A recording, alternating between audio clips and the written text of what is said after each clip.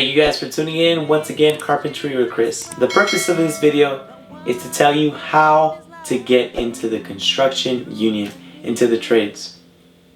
Number one, a pre-apprenticeship program. Number two, having a friend or family member of a high position in the union or in the trades. And number three, you mentally visualizing it and believing that you are going to become a plumber, an electrician, a carpenter, an elevator operator, a iron worker, you name it, whatever it is that you want to be, and you truly believe it, that's going to be a big factor. And also all the tools that I personally use, I left the description. Feel free to see some of the tools if you are willing to visualize yourself already working. Start saving up some money and buy these tools little by little. Now let's get into depth. Step number one, a pre-apprenticeship program. That's how I personally got into the trades in the union as a carpenter apprentice. And I live in San Francisco, California. So the pre-apprenticeship program that I did is called City Build Academy. And essentially it's for San Francisco residents, and it is in the links and in the descriptions down below. If you are highly interested and can prove that you are 18 years of age and older, and also a San Francisco resident, then I would highly recommend you do that. And if you're interested in the trades, it essentially is a program about 3 months, at least where I did it, where you don't get paid. And that's the difference between a pre-apprenticeship program and a apprenticeship. A pre-apprenticeship, you learn what's going to happen once you become an apprentice, a new employee, a rookie out in the construction field. Get you familiarized with the tool names, a lot of the different fields and the trades of what they do. So what the electricians do, what the plumbers do, and so on and so forth. And as an apprentice, obviously you're getting paid to learn. And you guys, if you haven't seen the video, go check out my video of how much a carpenter apprentice in California 2021 gets paid. And thankfully we get paid pretty good. Oh, say less. Number two is if you have a friend or a family member who is in the trades, in the union. For example, if someone is an electrician or a plumber or carpenter, a labor worker, a cement mason, if you have a good family friend, that will help you out as well, because you can be, hey, help me get into the trades. What can I do? Obviously, number one, you're gonna have to apply. So whatever local or whatever trade you're interested in, say you're interested in becoming a cement mason, then you have to apply to that union. And each union is referred to as a local and then a number. So for the carpenters, I know we're local 22. And for the electricians out here in California, local 6 in San Francisco. And I believe for the pipe fitters and plumbers, local 38. And so on and so forth. So you just have to Google search and look up what exactly you're interested in and look up their local. And a friend that can help you out, he'll tell you what you have to do. Maybe he has a really good relationship with a journeyman, or more importantly with a foreman or a general superintendent or a superintendent, and then you'll definitely have a higher chance of getting in.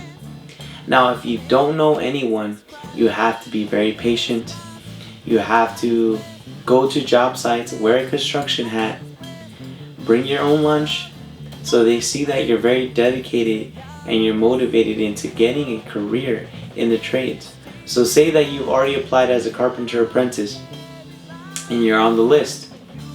My best advice is, if you're looking for a job ASAP, as soon as possible, get a hard hat, put it on, put a face mask, bring some lunch, go to every construction job site that is nearby you and talk to a foreman or talk to an employee that is a carpenter and see if they're hiring.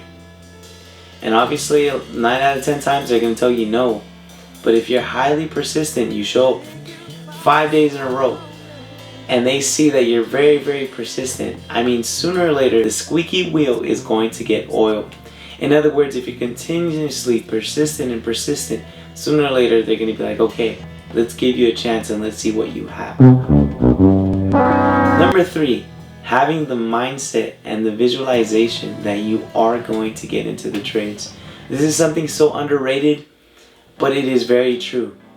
Before I even started applying into the trades, I had already visualized myself working out there in the construction field. Because of COVID, I wasn't able to get my ranking on the electrician list. But once COVID is better, and I personally believe probably in 2022, if God willing we're still alive, I will start working as an electrician apprentice. But I had to have a plan B, and that was to become a carpenter apprentice. And thankfully here I am. So if you set your mind, you set yourself to a goal. For me, I set myself a goal to make this YouTube channel. And my bare minimum goal was to get at least 1,000 subscribers. And then after I reach 1,000 subscribers, have another goal, 10,000. After 10,000, 1,000,000. And you know, and who knows where it'll go off. But if I set myself a goal, then you know what you're working towards. But having the mindset and the visualization of it, I think that's going to help you out so much. Just visualizing that you're going to become a carpenter apprentice, an apprentice cement mason, a laborer, whatever it is that you want to become in the trades, visualize it. And this helps out in general in life. So my best advice is to, number 1, pre-apprenticeship program. Number 2, if you have a friend or someone who is in a high position in the construction field, talk to them. They'll help you get in. And number 3, believing it. Having a vision, having a goal, and following that goal. And it's going to be normal that you're going to want to give up and you're going to lose sight of that goal. It's normal. There's always going to be a rock in the road that's going to make you want to fall down and trip. And kind of like in the words of Rocky Balboa, it's not so much how hard you can hit, but how hard you can get hit and keep on going forward, moving forward. Well, carpe diem, my friends. Seize the day, take advantage of it. Have a positive mindset. God bless you. Dios te bendiga. I hope this video helps out. Best of luck. God bless you. Dios te bendiga. Until next time.